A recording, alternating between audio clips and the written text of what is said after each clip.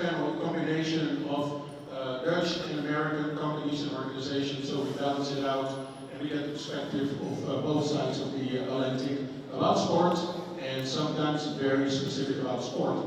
So, ladies first, so maybe you want to start with introducing yourself and your organization. I will. My name is Daphne Van Dijk. I'm responsible for number 11, and number 11 is the innovation hub of KNVB. The KNVB is a Dutch FA. Does anyone knows why we call it number 11? Sorry? No, almost. Nobody? Are there no sports fans? Minded people over here? What is that? Number 11? Oh, over there. No. What kind of player is an 11? Number 11. Very good, left winger. What are the characteristics of a left winger?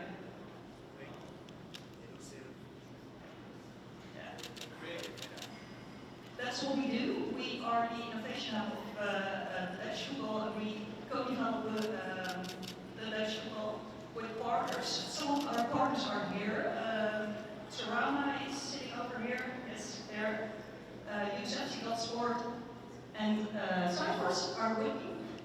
And I'm still talking because otherwise Paul can tell. We're part of Sport Innovator. It's a good bridge to Paul. Well, that's a really nice bridge. Thank you so much. Well, thank you for having me here. I'm Paul Kolk, also from the Netherlands, and actually I'm the leader of a public-private program on which we would like to speed up innovation within sports. So sometimes it starts with a PhD with a brilliant idea or brilliant research, then we come to the proposition, and from proposition we come to product. And then we hand them over to seed capital, or from seed capital to blah blah blah VC. So I think that's sort of my role, and we're doing that in like 3 silos. The first one is helping the national team getting more gold medals during the Olympics. There are always 4 projects on that one. And the other one is, I know I'm in Texas, but I'm trying to get the sports also a little bit more sustainable in Western Europe, and especially in the Netherlands. And the third one is getting more people moving. And it's all about innovation. So it's only innovation connected to these 3 issues. So that's my role, and I will be here for another hour. So ask me a lot. I hand it over. Yeah, and after this morning, we know that you are going to come back, right? I will be here this summer during the World Cup, of course. Okay, very good, very good. So B1, local company, fantastic story. Howdy y'all, I'm James Mcnaney. I'm the Chief Data Scientist at B1 Sports, a sports tech company that's been born and raised right here in Houston. It was the brainchild of Scott Deans and a couple of his other co-MBA compadres, and I was brought on as part of my master's thesis to kind of spec out some of the technology that requires for it. So B1 Sports, we're using computer vision that fits on your phone to be able to bring specialized feedback to athletes on the field immediately. And I'm also one of the highest users of B1 Sports, since I'm also training for the 2028 Olympics in the javelin. So, sports and technology, they go hand in hand. And so I'm going to start a little bit with you, James, because when we had our preparation talks also with Scott, I mean, your story and your #1 client is very intriguing. So give us a rundown on how you got to the famous client, and let everybody know who that famous client is. Right, so our whole approach to breaking down actions and being able to give feedback to people is sport agnostic. We started in football, we've done a lot of track and field, but most recently we've gotten a lot of traction in soccer. Through a couple of our connections, we have made our way into Inter Miami, to where we are hoping to really kind of spec out and be able to get them feedback on functional movement, injury prevention, and obviously performance improvements. And talk a little bit about how you guys got there, because I think it was sort of a little bit of from one to the other, and so sometimes it's also in the sport world, right? The networking that counts, the connections that count. Can you talk a little bit about that? So some of the connections we made along the way were with some elite soccer groups such as Mcnaney Soccer out in California. But we also had a really good in with Drake Callender, the goalie for Inter Miami, where we were breaking down some of his goalie movements and actions at a few training camps. And he liked the tech so much that he wants to continue to use it. And we've made a couple of other connections inside of Inter Miami with the likes of Soccer Junior. So that in itself, I think, is an applause. Local company working with Inter Miami. That's a great accomplishment. So Daphne, and you do a lot of, let's say, interaction with technology, right? I mean, you're a facilitator. You're the number 11 behind several technology companies. But can you also maybe go back in history a little bit? Because I think the KFB Innovation Hub has a special relationship with one technology that is front and center in soccer in every match. I'm talking about the VAR. VAR, yeah. It's part of our building. We started in 2017, and then we started like a co-working space, building like this. And in the middle of our center, we started with the VAR, and that's indeed one of the most important technologies for our referees. So, Invented in the Netherlands, can we claim that? yes. Okay, there you go. So that's a very important technology. What are some of the other, let's say, from your perspective, cool technologies that you've seen over the, let's say, the last couple of years that you think are going to make an impact on sport, and particularly soccer? We work in three sub-communities. The first one is Frontsnack. One of our partners, Sports, is I think one of those technologies was very good working at our ADPC, our MBO, MLS. And the second one is pitches. So we work to make better pitches. Grass, I would say grass, but that's another department of the Netherlands. Most people know grass from the Netherlands, but that's not what we're working on. We try to make better fields. We try to do that with data. So we measure all pitches, and we measure things like density, ball roll, I forgot all those things, but the weather, and we took all the data to us.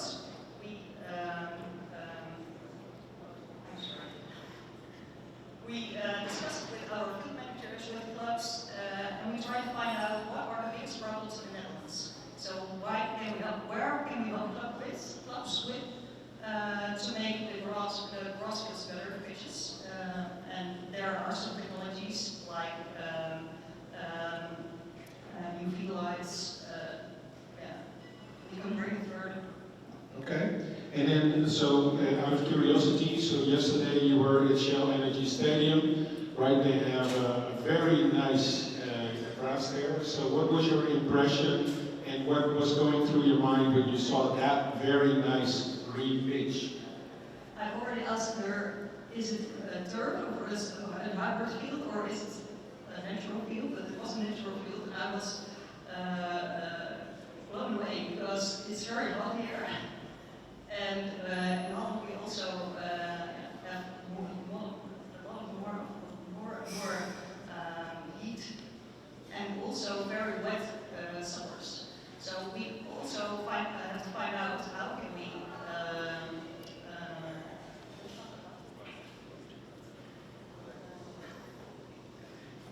Say it I again. have to water opvangen. So, yeah, to collect water. Yes, I'm sorry, my English isn't so well. So, yes, how we can do that. And we also have to find other ways to, have to improve the field. Sorry, I have a little blackout. That's okay. That's okay. But so again, I mean, a lot of work on the grass, right? I mean, something very fundamental in the stadium. So Paul, taking it to you, I mean, another fundamental thing of a stadium is the spirit of the stadium, right? The So you've seen the arena, you've seen many stadiums, you've seen the AT&T Stadium, you saw yesterday Energy and Shell. So for somebody who knows soccer inside out, give us here your reflection on your perception of those two stadiums. Well, you can see the great difference between a stadium that is designed exactly for football, as you guys say, soccer. So it's quite a difference, and it's like multifunctional or just a real soccer pitch. So I was really impressed by the stadium, the Shell Stadium here in Houston. So you feel the spirit of football over there. So that's quite a difference with the giant stadiums, not the Giants, but the giant stadiums which we play like football and soccer and so on and so on.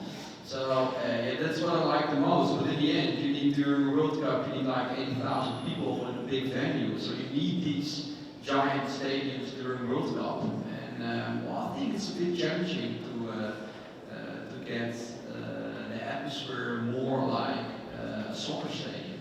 So I think we can use some innovation on that to get more fan engagement to those big venues. And yeah, I think we can find some innovation that could add that to the atmosphere in those stadiums. So actually, I was really happy being at Dynamo yesterday, and I felt a little bit of those European spirit in the stadium. And actually, yeah, it's hard to say so, but I wasn't at Dallas Cowboys. It's a beautiful stadium, and it's shiny, and it's new, but still, me, it's a little bit the smell of real grass in that stadium. I think that it is. Yeah. So I think we should add some innovation on that, fan engagement in those venues. So we'll probably talk about that a little bit later. So nice T.E.A.M, so we'll come back to it. So again, in our conversations, we talk about several of the initiatives that you are working on, right? So your sport innovation organization has a very large network in the Netherlands. You get a lot of interesting things done. So not so much on performance measurement, but talk a little bit about what you do on security, because I think you are doing some revolutionary things with identifying people into the stadiums. Maybe you can talk a little bit what's behind that and what you're doing to marry technology with that whole topic. Yeah, thank you so much. And I would like to keep it positive, but a few years ago, we had like some problems with some discrimination, some chants on the stands in the Netherlands. And our former Prime Minister, Mark Rutte, you all know now is Secretary General of the NATO.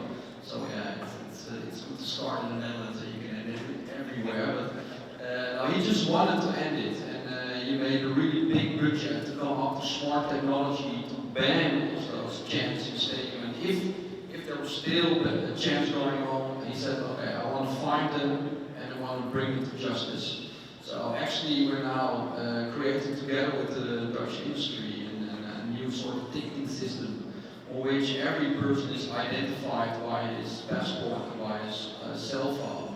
And it's not about who's buying the ticket, but who's the guy who's actually entering the stadium. And you can use that from safety security perspective, but you can of course use it also from sales perspective. Because you know exactly who's the first timer in the stadium. Who is it? Where is he from? It's first timer. Can we try to get him more in? Can we try to let him buy a seasonal ticket? So what you see is that we opened really the market over there. So there are like two ways. One's more the biometrical side, which is really getting big in Brazil at this moment. So when you look at River Plate or Grêmio, 80% is entering the stadium with face recognition, so which is really interesting. But you know, from the other perspective, it's not exactly what we want. We want to be GDPR proof, the European legislation and Dutch law. So we're doing it with our NFC chip in our passport, and we were validating this product now for 3 years, and we have really good news.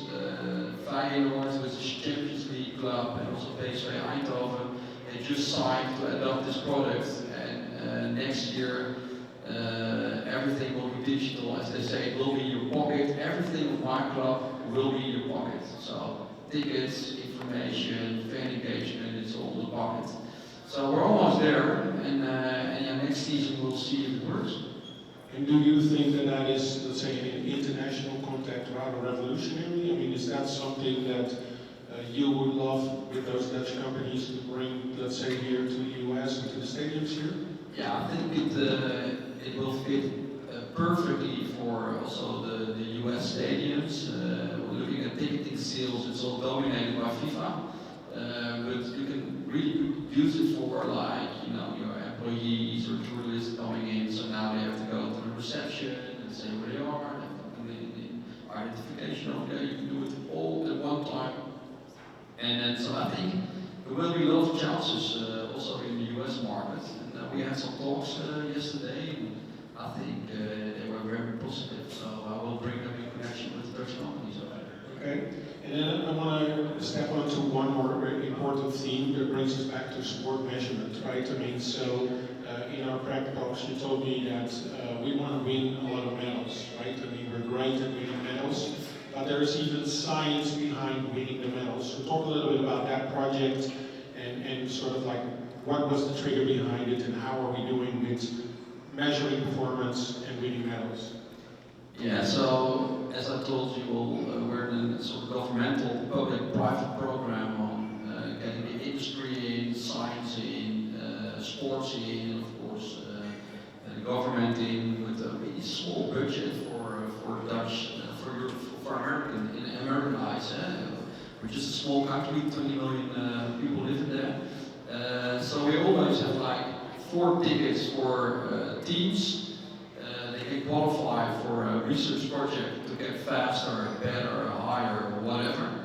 And so then we're trying to get, you know, the research questions behind it, and then 4 teams will win. We'll bring it up to the market, we'll bring it up to the industry, and then we try to ask the industry to pay in front for the research project, and then their intellectual property will fall back to them to make it like consumer products out of it. So maybe you think now, what is this guy telling me? But actually, we've been working with ExxonMobil, which is a huge company. They created a new fiber. With this fiber, we created a new racing bike. With this new racing bike, they won like all the medals during the Olympics in Paris. And now this intellectual property is going back to another company that will make like high-end bikes on that. So they pay in front for this intellectual property. So actually, we would like to see the environment work like that. We're not there yet, but it should be a sort of revolving fund, so that we can go ahead with winning these gold medals again and again and again. Okay, so we love winning, right? But we also love collaborating. So would you envision collaborating on this also with, let's say, international organizations, for example, with Rice University or with B1 Sports? I mean, is that within the realm of possibilities?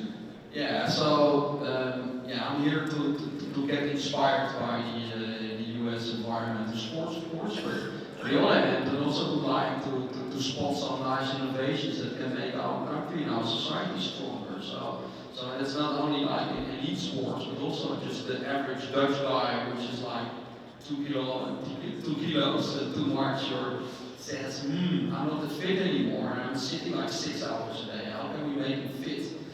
So if we find a beautiful innovation over here, or maybe in elite sports, I would like to have some talks to bring you over and maybe to bring you in contact with the professional teams in the Netherlands. So yeah, we're really open for business from both sides.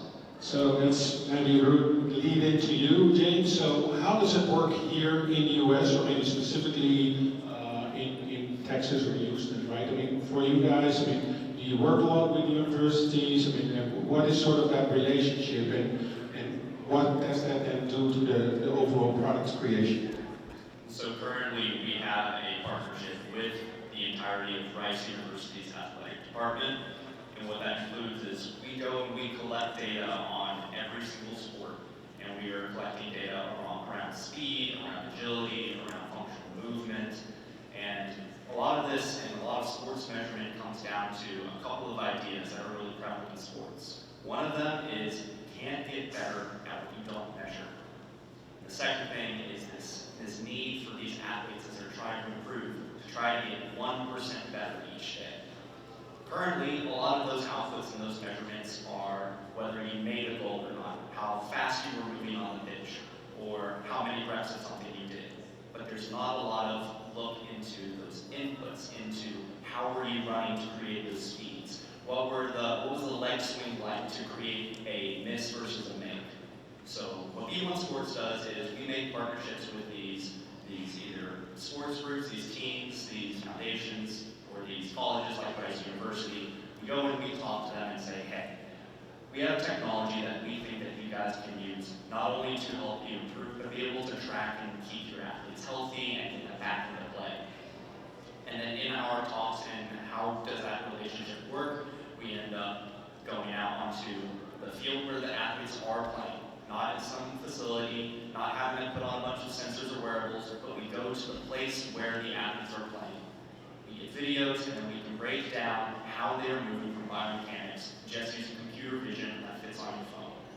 We then will go back to those administrators and say, hey, this is what we found about your athletes. 90% of them run this way, and these 10%, which are your outliers, may have a chance of injury, or these are your best performers and this is why. With that information, then they can start to either adjust how they are training the specific athletes or look at an entire enterprise as a whole. And so now you're talking about clubs and enterprise, but I believe you guys want to take it all the way into consumer level as well, right? I mean, that the individual mom and dad, I mean, can be doing the same thing. Can you speak to that a little bit? Absolutely. We see these relationships with these larger high-end teams as kind of a way for us to test and understand and learn what is the best way for a person to move. What are the optimal ways for people with certain levers to move? And I'm really loving that we're going to have this great, these great soccer games here in Houston, because that's going to that's going to spark that fire in millions of kids to be like, I want to play soccer like that guy. I want to be able to have a free kick like Messi. I want to be able to corner kick. And a lot of these kids are going to go out into the soccer field and they're going to start kicking balls. They're not going to know what to do, or maybe they don't have the parents or the necessary things to be able to afford private coach, private facilities. What we see is the things that we are learning and the models we are creating, the highest end athletes, everything from Mustang Soccer, Rice University, Inter Miami. The models we are learning and the ways of movement we learn from those teams will then become accessible to people using V1 Sports. Everyone from your college athlete all the way down to your 12-year-old taking 100 free kicks in their backyard. So it sounds you really need to talk. Right, okay, that's fantastic. So we're only 12, 13 months away of this tiny little tournament that is coming. So, Daphne, 1 year from now, on the basis of what you're seeing, what would you love to see happen for the Dutch team, of course, but also for your innovation hub? What are you, based on what you've seen so far, see as potential collaborations and cooperations with your organization? I'd love to see, we take the championship, the medal with us, but one of the things we are working on things right now. I can't tell everything because you are the biggest commander, yes. But we do a few things to walk through the. Start first. One of the things I'm most proud of is that we, as a community, as an innovation hub, we work like a community. And we have 3 sub-communities, and one of those is performance tech. And in the community, we collect all forms of data and all sorts of data, and we put it in a centralized data lake. And we have different partners, commercial partners, startups, but also science. And we don't say we work on it with you, or we work on it with you, or we work on it with you, but we work all together. So we decided to make goals all together. It's not as FAs, we said, okay, this is what we're going to do to be with the world champion, but we make goals together. So I think the most innovative thing is probably think like a community thinking. And there are a few sort of things we are doing. We work also together with parties who are not in the football, in the soccer environment. So you can think of the Dutch Army. We tried the boys and the girls, but in this case the boys, are only a few days inside our hometown. And we have to train, but that's not always possible because they are playing at Liverpool and all the places. So we make training options in VR and AR. And the Dutch Army does the same thing. So we learn from each other we have to define it in a different way, but we learn from each other how to train in virtual worlds.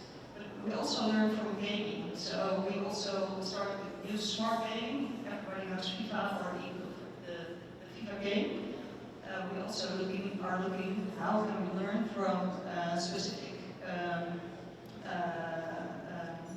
scenarios, and how can we let them train on the rest day in FIFA.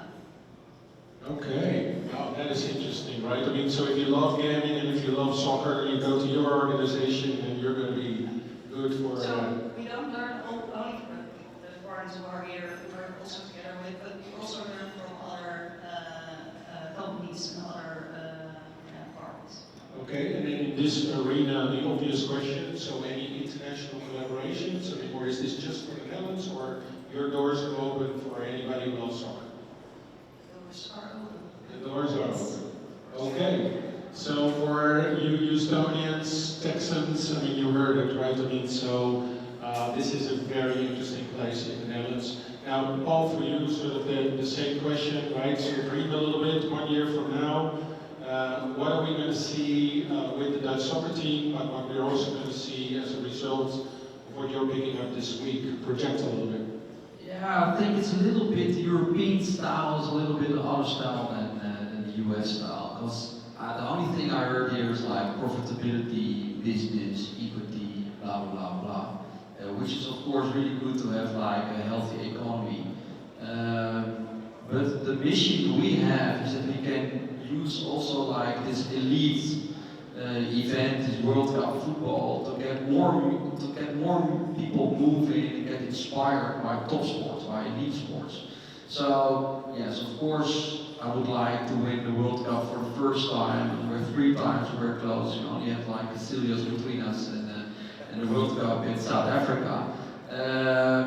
But if we can make it to get it deep through our country, from rich to poor, from the elite to people with a lower social economy position, and we can keep them more moving, get them healthier by elite sports, to get inspired by what's going on the television, what's going on here in the US, because it will be big, it will be bigger than ever.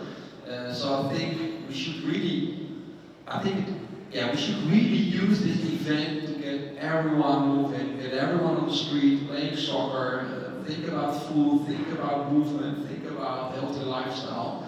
So I think that will be the best cup to win if we can add that to our society. Okay, and any particular ideal partnership that you have in mind that you would love to accomplish? Well, it's certainly, I think it will be a combination within the virtual world, the online world, and the physical world. So I think we have to find it like in that section of sports and the digital world. So I can't really, I do have in mind a few companies, but I can't say that will be the winner in 1 year from now. But I can tell you there are a lot of companies that would like to get that position, and my first talks will be with my neighbor. Very good. So James, same question to you. So project a year out. I mean, you're with Inter Miami now. I know you guys talk to the Soccer Federation. So what would be sort of the ideal client you still want to get, or what is your dream of, let's say, where you would be with V1 Sports in a year from now? That's a great question. And I think within 1 year from now, we want to start generating those stories of that engagement with the World Cup, where we find those people who were inspired to get active and move around more, and maybe they were inspired by that specific athlete. In 1 year, we want as many of those athletes on our platform so people can go and train with their heroes. You know, train with those people that they are seeing make amazing saves, the amazing passes and kicks. And I think in 1 year, we can get more of those key athletes inside the platform. Some of those key athletes may be at Inter Miami right now. If we can have that, then the engagement with people and the amount that they can learn and the amount that they can improve is really where the heart of this company is. We don't just want to understand how people move. We want people to be able to hit their max, their specific max. Like when they're training with their heroes, we want them to be inspired, and we want them to go out and train as much as possible, but also be able to make the progress that only they can make for themselves. So we have, I think, time for maybe 1 or 2 questions. I would ask you to yell the question, if you don't mind. Anybody a question for anybody here on the panel? How do you get access to the app? So right now we have a I think we should repeat the questions. How to get access to the app? So how do we get access to the app? There is a beta version out right now on the Apple Store. If you look up V1 Sports, and you'll be able to play around with, I believe, 12 sports and a few actions within each. And it's also it'll give you a demo of some of the technology we are using in the background. If you're looking for something more specific in terms of analysis, then you can reach out to us either through our website, which is v1sports.com, or through our Instagram and socials. We'll take 1 more. Any questions, anybody? No questions? Okay, Can I ask one thing? you can absolutely ask. So what does the people on the stand think about the chances for the Dutch national team? Is it like, will we in the final, will we see? So let's do a test, okay? Hands up for the Netherlands in the semi-final. Come on. Okay. And now we're going to go compete with that gentleman there in the back, Argentina. Final. Anybody for the final? Winning the final. Winning the final. Okay, good. Well, the spirit is there, and that's one of the beautiful things of sports. So we're going to go and all be united under the very hot roof of sunny Houston. So I want to thank this panel. A round of applause for this information. Thank you very much.